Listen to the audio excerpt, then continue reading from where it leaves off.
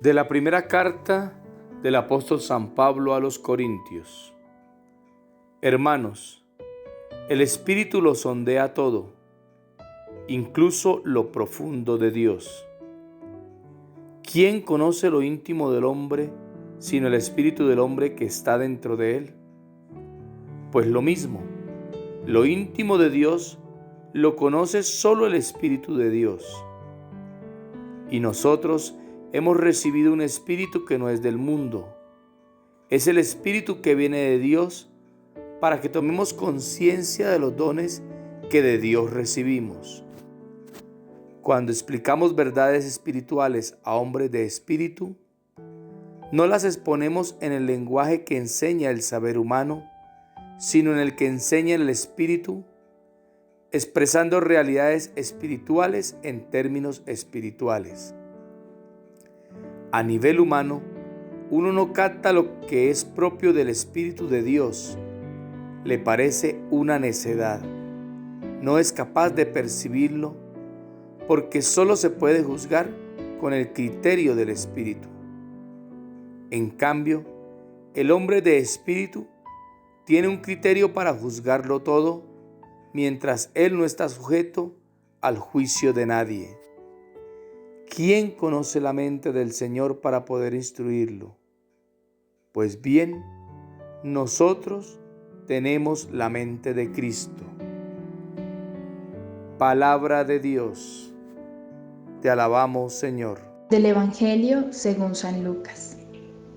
En aquel tiempo, Jesús bajó a Cafarnaúm, ciudad de Galilea, y los sábados enseñaba a la gente. Se quedaban asombrados de su doctrina, porque hablaba con autoridad. Había en la sinagoga un hombre que tenía un demonio inmundo, y se puso a gritar a voces: ¿Qué quieres de nosotros, Jesús Nazareno? ¿Has venido a acabar con nosotros? Sé quién eres, el Santo de Dios. Jesús lo intimó: cierra la boca y sal. El demonio tiró al hombre por tierra en medio de la gente, pero salió sin hacerle daño. Todos comentaban estupefactos: ¿qué tiene su palabra? Da órdenes con autoridad y poder a los espíritus inmundos y salen. Noticias de él iban llegando a todos los lugares de la comarca. Palabra del Señor. Queridos hermanos, muy buenos días. Reciban un cordial saludo. El Evangelio de hoy, de San Lucas, capítulo 4, versículo 31 al 37,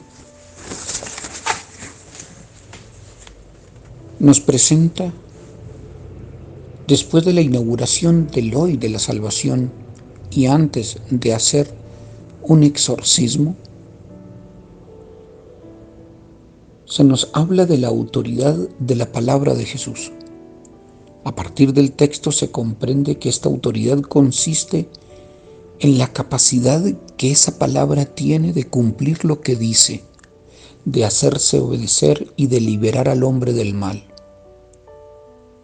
Es una palabra que es capaz de luchar contra todas las estructuras del mal y es una palabra performativa, es decir, una palabra que transforma, que realiza un efecto concreto y real allí donde va dirigida. El ser humano de hoy puede experimentar el poder de esa palabra, puede ser liberado del mal mediante la obediencia al anuncio. Este breve trozo nos ofrece una manera como Cristo está a la base de la historia de la salvación, como Él, por la obediencia y la fe, conoce a Dios, y Cristo se hace palabra de Dios, y es una palabra eficaz. El que la conoce, el que la obedece, el que hace posible que esa palabra tenga historia, tenga efecto en la vida, es el que entra en la dinámica de la salvación y puede dar frutos. El texto comienza señalando que Jesús enseñaba los sábados. Ese verbo en imperfecto indica que la acción no ha terminado. Indica que esa acción se está realizando en la historia. Se realizó, se realiza y se seguirá realizando. Esa enseñanza nos muestra el relato de la historia, de la vida para nosotros. Y esa enseñanza porque nos muestra a Dios. La palabra de Jesús genera asombro. Y es una palabra que ante la cual el corazón se sobrecoge. Ese asombro significa apertura, conmoción. El asombro está en contra o en el lado opuesto de lo que llamamos la dureza de corazón. Cuando hay alguien que es capaz de asombrarse ante una palabra llena de vida, una palabra llena de novedad,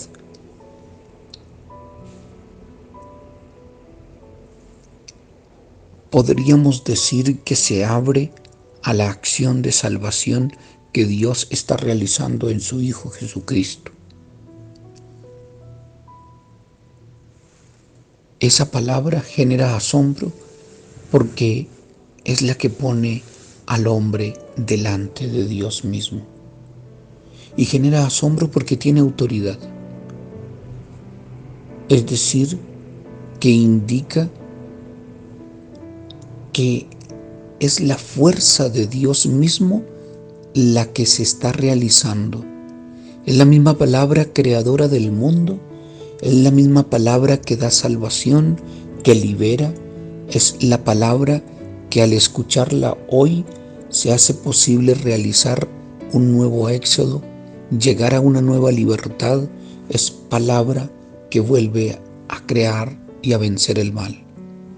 La palabra de Dios es viva y esa vida quiere realizarse, quiere entrar en el corazón del hombre, quiere transformarlo, lo mueve a la conversión y lo justifica. Esa palabra hace nuevas todas las cosas. En ella se revela Dios en el corazón humano. Cuando Jesús realiza el exorcismo, todos quedan asombrados porque Él habla con autoridad. Queridos hermanos, dejemos que esa palabra de Dios, que es Cristo, que llega al endemoniado y lo transforma, que lo invita a callar, que lo invita a salir, que esa palabra que libera, esa palabra que genera completamente vida nueva, se transforme en nosotros en eso, en una historia nueva. Necesitamos que esa palabra en tiempo de pandemia nos libere, nos haga hombres y mujeres con capacidad para callar, pero sobre todo hombres y mujeres para dejarnos asombrar y dejarnos fascinar por Cristo. Palabra de vida, palabra de salvación. El Señor esté con ustedes y con tu espíritu. La bendición de Dios, que es Padre, Hijo y Espíritu Santo, los acompañe hoy y siempre.